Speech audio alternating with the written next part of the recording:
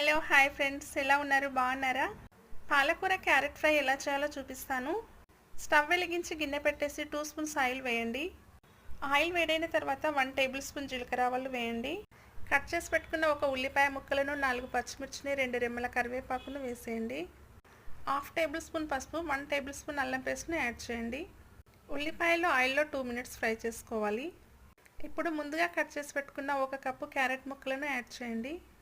1 table spoon కారం పొడి, half table spoon సాల్ట్ను వేద్దాము.